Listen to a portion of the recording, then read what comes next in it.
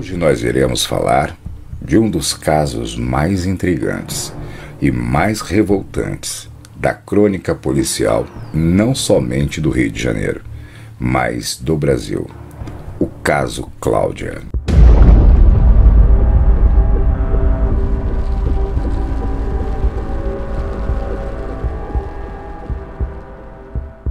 Meu nome é Luiz César Rangel e eu te convido aqui no Casos Policiais e Outros Crimes a esta viagem na nossa história, para que a gente possa não esquecer, mas entender os crimes que já aconteceram no Brasil, como também os crimes atuais. Neste vídeo você terá não somente a história do crime, mas teremos também a análise dele. Depois nós teremos os desaparecidos, que eu peço que você compartilhe, para que dessa forma se possa tentar localizar essas pessoas, independente do tempo que elas estejam sumidas. Teremos também, no final de tudo, o Acertando as Contas, onde eu faço um breve comentário respondendo às questões que ficaram dos vídeos anteriores. Seja bem-vindo.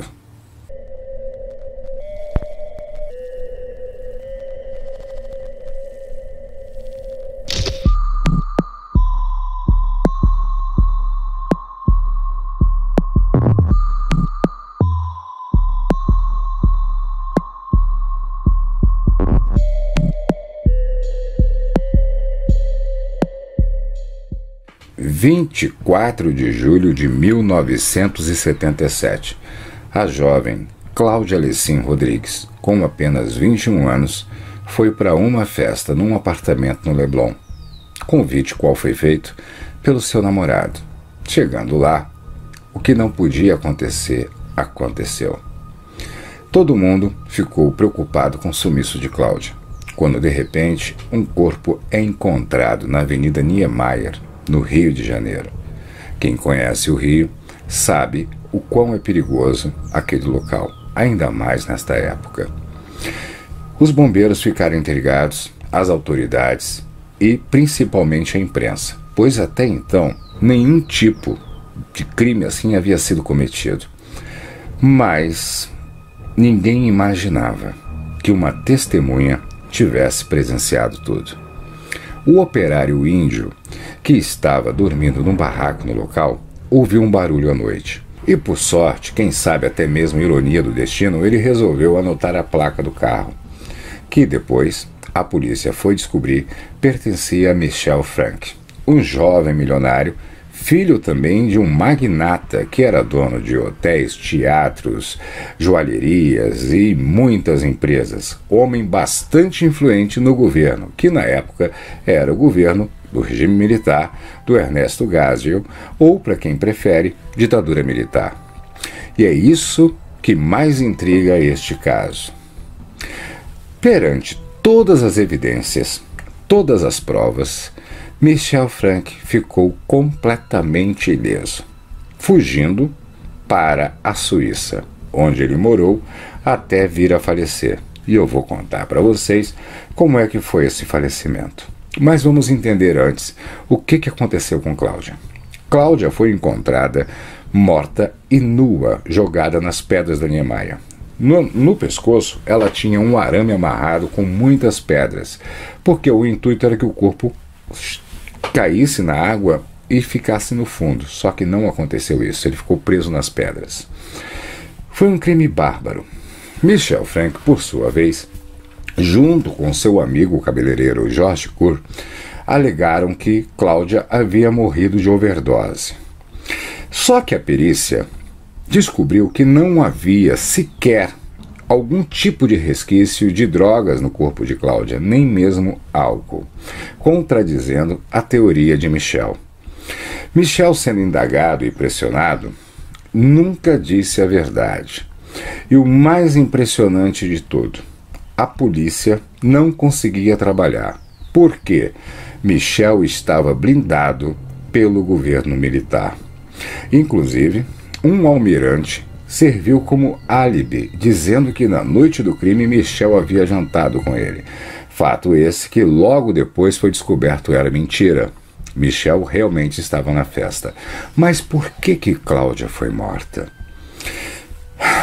Aí é que está a situação.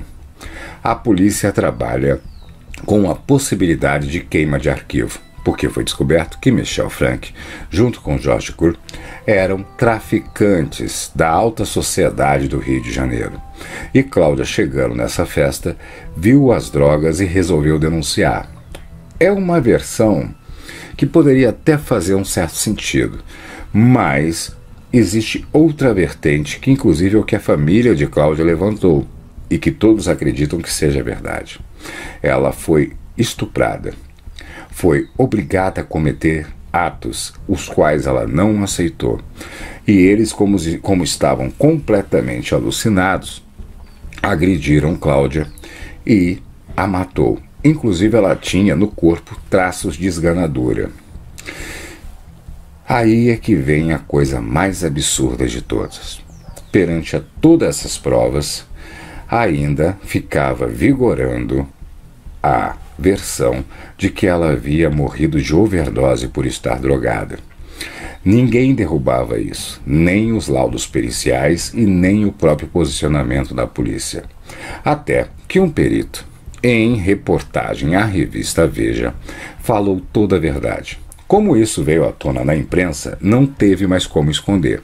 E um juiz, um dia antes da publicação da revista, resolveu decretar a prisão preventiva de Michel Frank, que já havia fugido para a Suíça, da forma mais simples que vocês possam imaginar. Foi para a Argentina, atravessou a fronteira tranquilamente, de lá pegou um avião e foi para Zurique. Para piorar, mesmo ele sendo nascido no Brasil, o pai era suíço.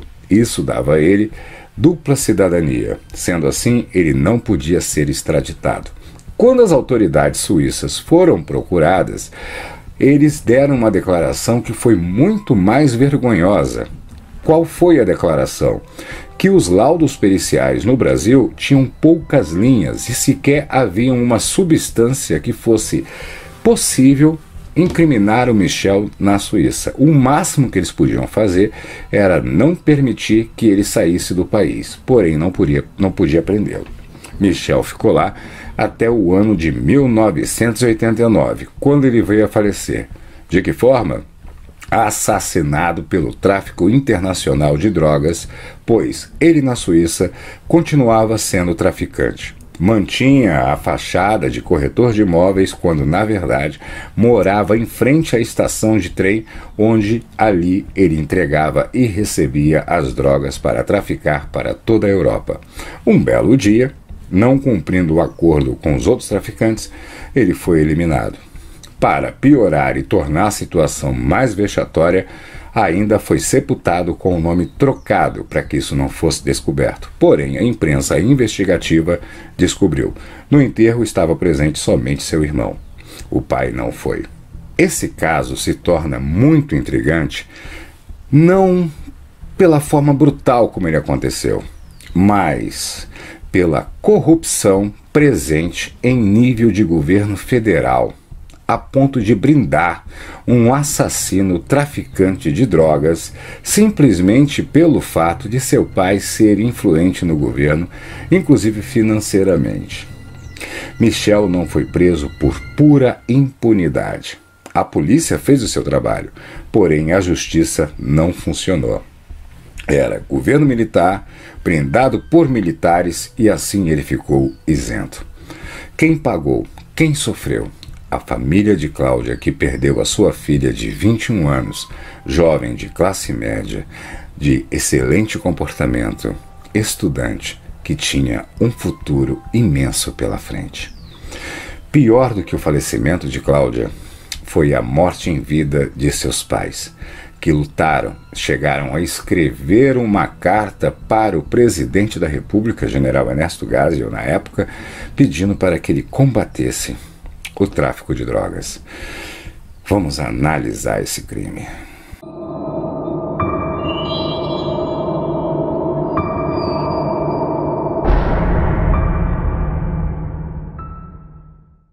O que nós aprendemos com o caso Cláudia?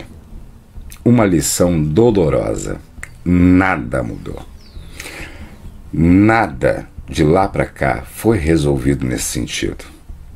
Simplesmente, ainda no Brasil, salvo as exceções, quem tem influência, quem tem dinheiro, quem tem poder político, não vai preso, independente do tipo de crime que cometa. Michel Frank riu da cara de todos. Viveu livre, passeando por Zurique. Morreu não nas mãos da justiça, não através de uma pena de morte. Morreu por risco da sua profissão ilegal. George Cour, que era seu amigo, parceiro, que inclusive era cúmplice na morte de Cláudia, pegou apenas 3 anos de prisão. Pelo quê? Ocultação de cadáver, pois, no julgamento, concluíram que ele não era responsável pela morte da jovem. Pegou 3 anos e 4 meses.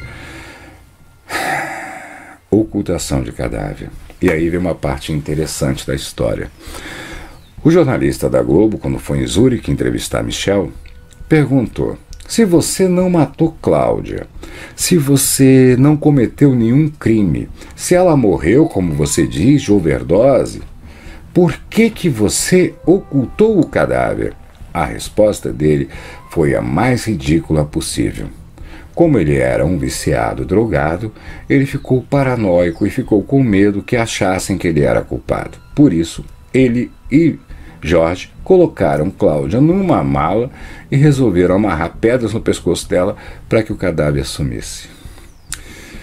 Acreditem, mas esta é a versão que consta nos autos do processo. Vamos falar agora de um crime atual. Esse me embrulhou o estômago.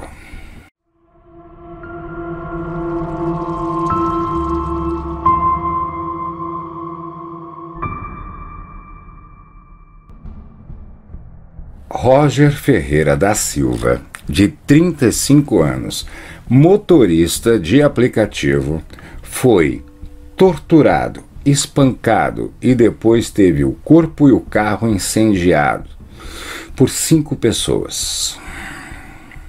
Por quê? Porque na hora que viram o celular dele, viu ele posando numa foto com algumas crianças. Deduziram o quê? Que ele era pedófilo. E resolveram o quê? Fazer justiça com as próprias mãos. Essas 5 pessoas já se encontram presas, porém nada conserta este ato horrível, animalesco, desumano. Eu entendo que todos nós, cidadãos, às vezes nos sentimos desprotegidos, nos sentimos desacreditados da justiça, principalmente quando nós vemos um caso desse igual da Cláudia, que as pessoas saem rindo da cara das vítimas. Mas nós temos que entender que não dá para fazer justiça com as próprias mãos. Este jovem de 35 anos, que era técnico em informática, não conseguia emprego na sua profissão, na sua área, foi dirigir aplicativo, carro de aplicativo, já estava há 1 ano rodando com Uber, foi covardemente assassinado, sem direito a um julgamento, a defesa, a nada, sendo que no Brasil nós não temos pena de morte, e se tivéssemos pena de morte, não seria precedida de tortura e nem tacando fogo na pessoa. Resumindo, ele não era pedófilo e deixou 5 filhos. Quem conserta isso? Quem resolve isso? Eu tenho certeza que não sou eu e nem você que está me assistindo, porque se eu pudesse, eu faria. Mas não tem o que repõe uma vida, principalmente para os órfãos que ficam sem pai. Vamos para os desaparecidos.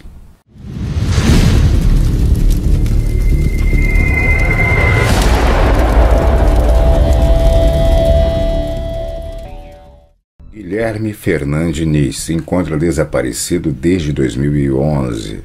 Até hoje não há nenhuma pista. Ele desapareceu em Curitibanos, Santa Catarina.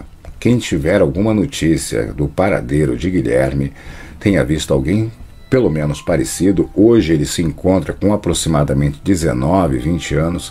Favor entrar em contato no desaparecidosdobrasil.org. O link se encontra aqui na descrição do vídeo. Compartilhe este vídeo para que o máximo de pessoas possa ter acesso a essa informação e, quem sabe, localizar este rapaz. Vamos agora acertar as contas com o vídeo anterior.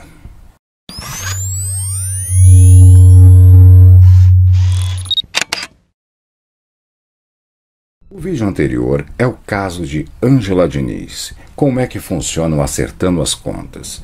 Eu respondo alguns questionamentos e algumas coisas que são colocadas nos comentários dos vídeos. Caso você tenha algo a comentar aqui do caso Cláudia, por favor, aqui embaixo nos comentários, comente que no próximo vídeo eu irei acertar as contas com você. Vamos lá. Foi levantado algumas questões. Primeira, a alemã que trabalhava como ambulante em Búzios que desapareceu. Muitas pessoas levantaram a hipótese dela ter sido assassinada também. Eu não descarto essa possibilidade. Porém, eu acredito que perante o tipo de situação e crime, caso ela, como estrangeira, estivesse irregular no país, tenha fugido para evitar qualquer tipo de problema maior. Então, eu creio que também possa ser uma possibilidade desta moça ter sumido, se escondido, quem sabe até mesmo ter voltado para a Alemanha. E se ela estivesse irregular no país, quem garante que o documento e o nome que ela usava aqui fosse verdadeiro? Isso impossibilitaria que ela fosse encontrada, mesmo pelas autoridades. Não é verdade? Outra questão. Muita gente colocou que eu não falei que Doca Street era um gigolô e que vivia às custas de mulheres. Por que eu não disse isso? Porque há também, esta é uma coisa que foi colocada pela promotoria, pela acusação, que ele era um bom vivant, playboy e gigolô que vivia às custas de mulheres e que matou Ângela Diniz por ter perdido a sua fonte de renda. Tá? Não estou dizendo que seja mentira, mas também não posso dizer que é verdade porque é uma outra vertente que dizia que ele era de família muito bem financeiramente, um homem viajado que tinha recursos, que tinha dinheiro, apesar de não precisar trabalhar muito, era um aventureiro e que tinha recursos, não precisando ficar às custas de ninguém. Isso é verdade? Isso é mentira? Não sei. Então é aquela velha história, na dúvida não ultrapasse. Como existem duas versões da mesma pessoa, eu não vou tender para um lado e nem para o outro. O máximo que eu posso fazer, por uma questão de compromisso com a verdade, é o que eu estou fazendo agora, apresentar as duas versões do fato. Então, quem acusa afirma que ele era um gigolô e vivia às custas das mulheres ricas que ele se envolvia. Quem defende diz que não, que ele só se envolvia com mulheres ricas devido à sua posição social e o tipo de família que ele também tinha. Tá bom? Fica a seu critério acreditar em qual das duas versões. Essas foram as principais pendências no caso da Ângela Diniz. Outras pessoas fizeram muito julgamento moral, que os dois se mereciam, etc e tal. Eu não vou entrar em juízo de valor. Até porque eu fui bem claro, quem não assistiu, assista, o vídeo está aqui no canal, sobre o caso da Ângela Diniz. Eu fui bem claro que, na minha opinião, os dois erraram. Ele, por ter sido extremamente passional, possessivo, narcisista e não ter aceitado um não, acredito na versão dele de amá-la, mas disse que acredito mais ainda dele não ter amor próprio. Tá bom?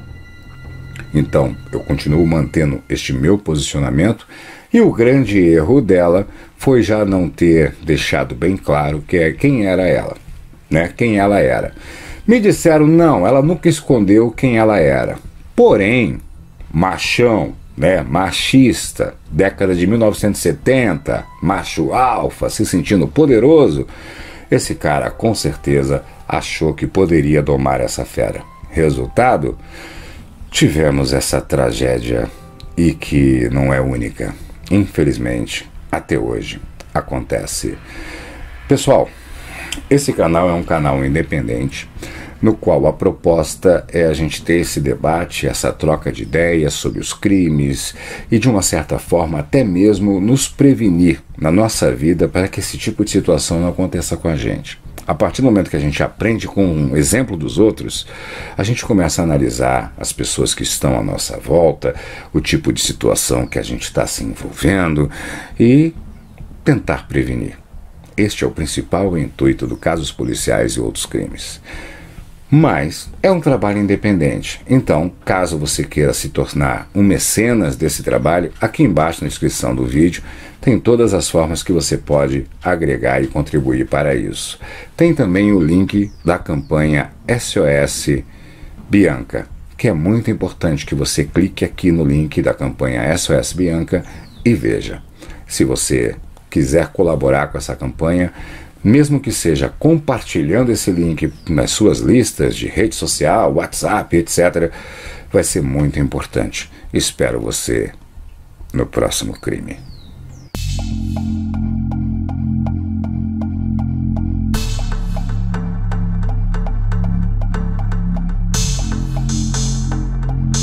Sine qua non.